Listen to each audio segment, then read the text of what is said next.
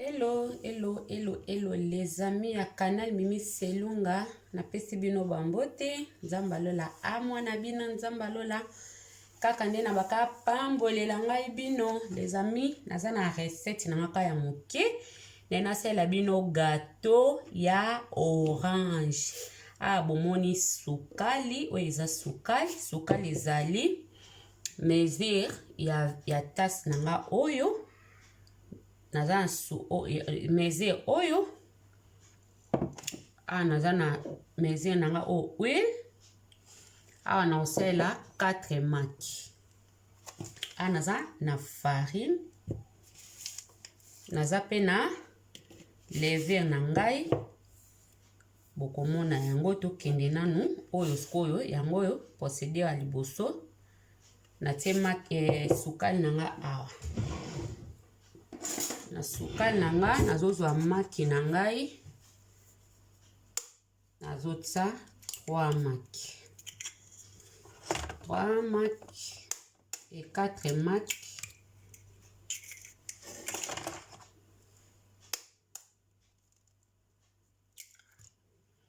tu es toujours le même ça la bimba maman moi samedi boy bosali bana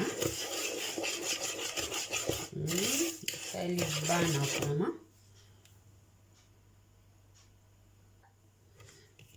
yango bandeko naboya po na makelele nasangisi awa sukali na ngai huile na ngai na 4 maki na ngai esi na beti yango siko oyo eza jus na biso ya orange jus na biso ya orange oka ya normal kaka vraiment normal jus na biso ya orange bomitungisa na bino te soki ya ndenge nini donc eza nango kaka naosa nini donc moni jus oyo yango nga nazosalela ya orange fanta ya orange yango ngai nazosalela kopo moko yango oyo natie. Oui les amis, bomoni nde natie jus nanga na kati siko awa nazota farine na ngai nakotango de kopo nga nalinga na prefera koyungola fo oyungolaka po esalaka bambuma so oyungoli farine no mama osanti kitoko makasi donc gâteau na yo ekozala pena torkos ekozala léger ba gâteau mosusu oyungoli te yango ebimaka kilo fo mama yungola farine na yo ekosalo bien donc 2 kopo mais 2 kopo na ngango nakotango mbala moko te nde natie dia moko wana nazo sikoyo nazo sani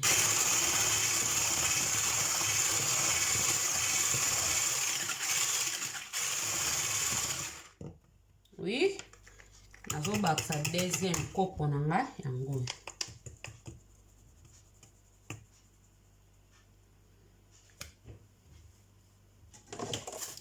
na betango bon tosangisi déjà asko nazo baksa levure na ngai nazota levure bomoni kese tobeti pati na biso yango yo natie levure pe foko yungolaka ba mama zala na patience na cuisine donc moi ça zala na patience kobeta pena makasi te levure na okobeta makasi te o so beti levure makasi esisa yango efficace na efficacité ekodimine donc omona ke yango tomona ba gâteau mosusu evimbi te mpona nini mama olekisaki na kobeta ntango se obeti déjà otie déjà levure na yo kobeta lisusu mingi te awa tomona forme na ngai yango oyo na forme mama o ayebi te po esala pembe boye donc ezaki nataki na utilizaki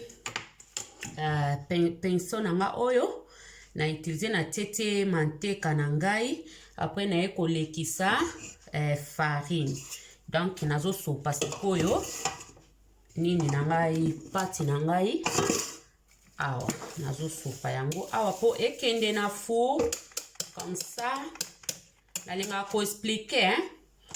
Nakokaisa nanga peke nazo expliquer te na osala sala kaka me mingi esenga fo explication po baninga pe ba comprendre na sens wana.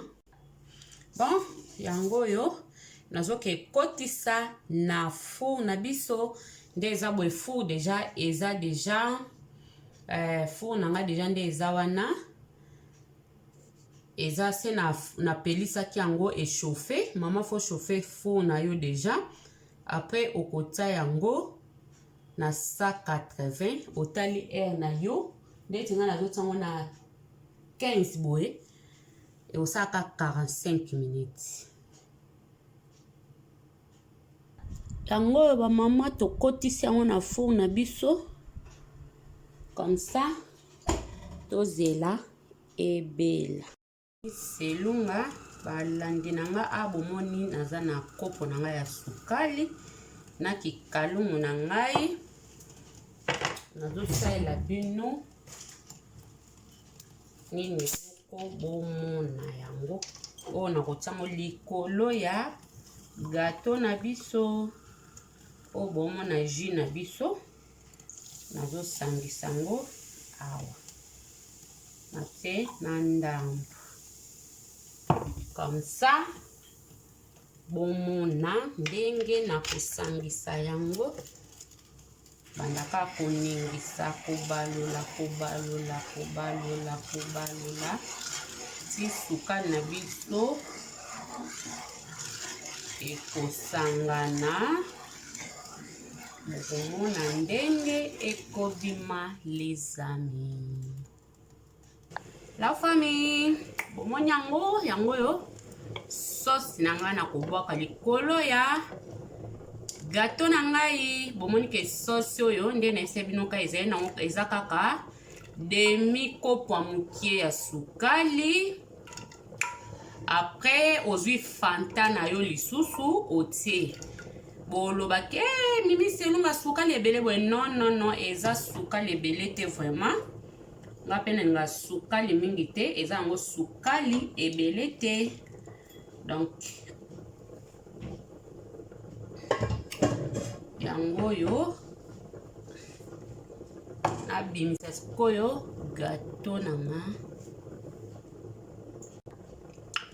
yango gâteau na biso bamore ya mimi selunga gâteau na biso yango oyo yango gâteau na biso motasko ndenge donc bomona gâteau eza ya kolemba eza vraiment ya kolemba gâteau eza makasi te gâteau fo ezaka elemba nazozwa sikoyo nini nanga nazobwakaka boye likolo moni mpo gâteau na yo mama eza ya okauka te donc osala boye nzungu mpo otoka boye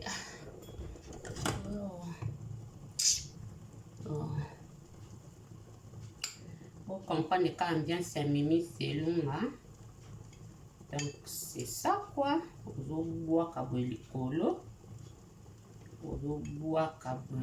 soki pozana na nécessité te eza problème te ba mama nga nasala mingi pe ya bongo mais lelo nasepeli na tango boye esala su bana bien bana basepela nango su mwa mayo boye likolo esala bango su bien mais soki po sepeli na oka simple osali pe ka simple nde nalakisaki wana eza yango pe mabe te donc yango yo na olakisa bino nde na kolongola yango na forme na ngai